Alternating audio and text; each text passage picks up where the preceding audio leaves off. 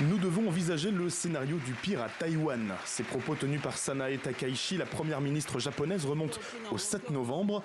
Depuis, la situation devient chaque jour un peu plus explosive. Ce vendredi, la Chine a recommandé à ses ressortissants d'éviter de se rendre au Japon dans un avenir proche. Des annonces qui font suite à celles vendredi du porte-parole du ministère des Affaires étrangères chinois, Lin Chen, qui s'est dit très préoccupé par le changement de ton de Tokyo vis-à-vis de Taïwan. Les autorités de Sanae Takaichi ont fait des déclarations ambiguës. Cela révèle clairement que le Japon est en train d'opérer un changement politique majeur et négatif qui envoie un signal dangereux à la Chine et à toute la communauté internationale.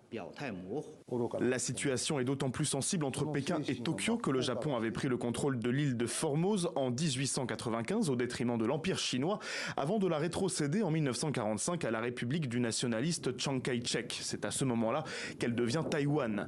80 ans plus tard, dans un contexte de plus en plus tendu, les positions de la première ministre sur le sujet scandalisent ce militant anti-guerre japonais. C'est la première fois qu'un Premier ministre en exercice fait une déclaration aussi claire.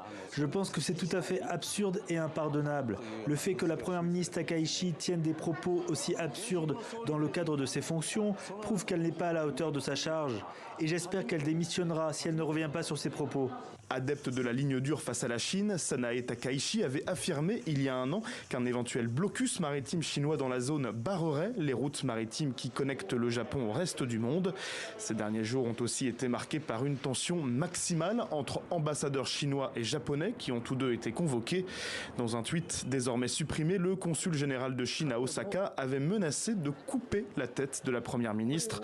C'est dans ce contexte tendu que le premier ministre chinois Li Qiang va assister au sommet du G20 en Afrique du Sud la semaine prochaine, où il n'est pour l'instant pas prévu qu'une rencontre ait lieu avec son homologue nippon.